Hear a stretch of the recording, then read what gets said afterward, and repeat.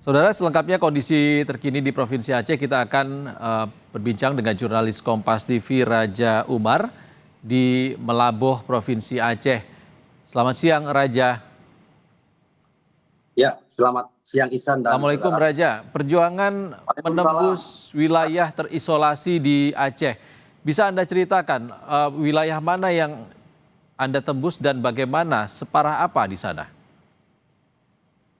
Baik Ihsan dan saudara, wilayah Aceh Tengah hingga kemarin kami tembus itu masih apa bisa belum bisa dilalui dengan kendaraan roda 4 karena jembatan yang berada di Betung itu putus total. Kemudian juga ada jalan utama juga telah putus total. Sehingga di seberang eh, sungai juga masih Kabupaten Nagan Raya itu Butung Ati Banggalang itu kita untuk melewati ke seberang kampung seberang yang telah hilang itu kita harus menaiki perahu jasa perahu yang disediakan oleh warga dengan terbatas hanya diutamakan untuk logistik dan relawan yang memang betul-betul ingin menyeberang ke arah Aceh Tengah yang informasinya dari masyarakat memang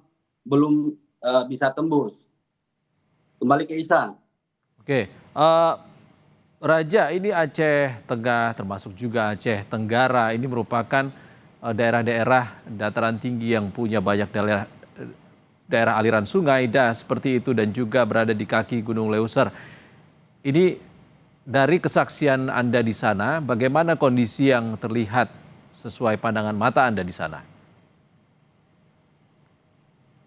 Baik, kami kami dari Betung Ati Banggala menerobos ke wilayah Kabupaten Aceh Tengah.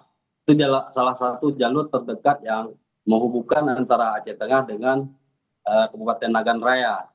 Nah, sepanjang jalan yang kami lalui dengan menggunakan sepeda motor, itu masih ada titik longsor yang belum dibersihkan. Sehingga bagi warga yang menerobos, baik yang mau antar bantuan ataupun yang ingin mencari keluarga yang terjebak di Aceh Tengah itu harus melewati sungai, kemudian kebun.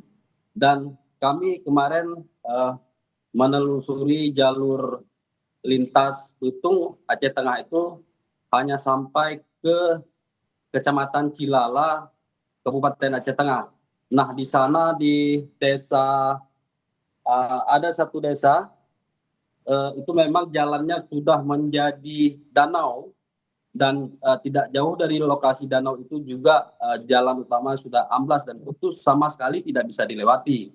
Sehingga ada warga baik yang mencari dari sebelah desa seberang yang mulai mencari logistik beras karena sudah 4 hari mereka kekosongan logistik seperti beras, air mineral itu mereka terpaksa harus berjam-jam berjalan kaki dan harus menaiki rakit yang disediakan oleh warga secara swadaya, saudara. Oke, untuk bertahan hidup para warga yang terisolasi di sana, makanan dan juga minuman bisa diperoleh dari mana, Raja? Informasi kemarin ada beberapa warga yang nyebrang dari desa seberang itu ada desa apa namanya? Siapa? Cilala ya. Rusip. Blangkubur, Rusip Antara itu mereka memang mengaku sudah habis stok beras karena di kampung mereka juga tidak ada sawah.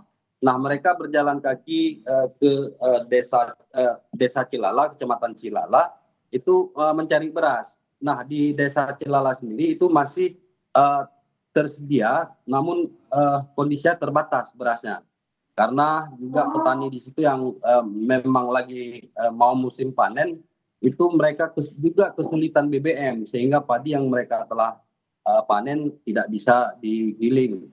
Dan ada juga kami dapat informasi dari warga yang turun baik dari eh, kecamatan seberang dari Cilala itu mereka malah eh, mau menukar BBM dengan beras. Seperti itu, Saudara.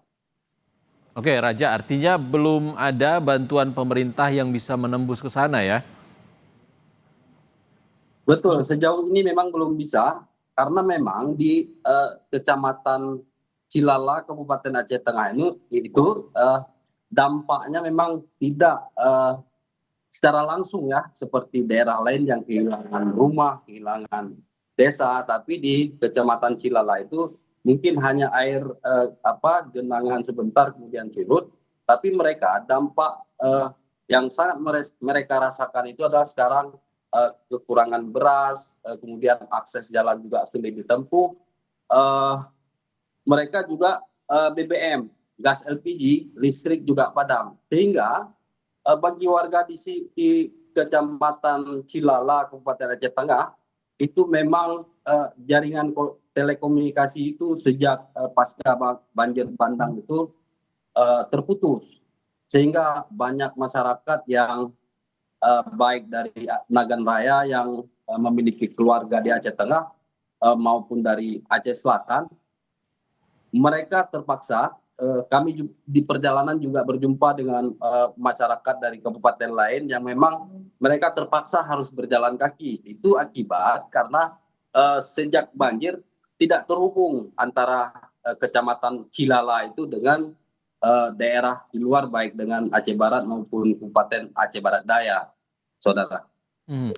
Di Kecamatan Cilala ini yang seperti Anda saksikan di sana, apakah ada warga yang terdampak kediamannya ataupun rumahnya rusak total sehingga mereka harus mengungsi atau seperti apa kondisi di sana, Raja?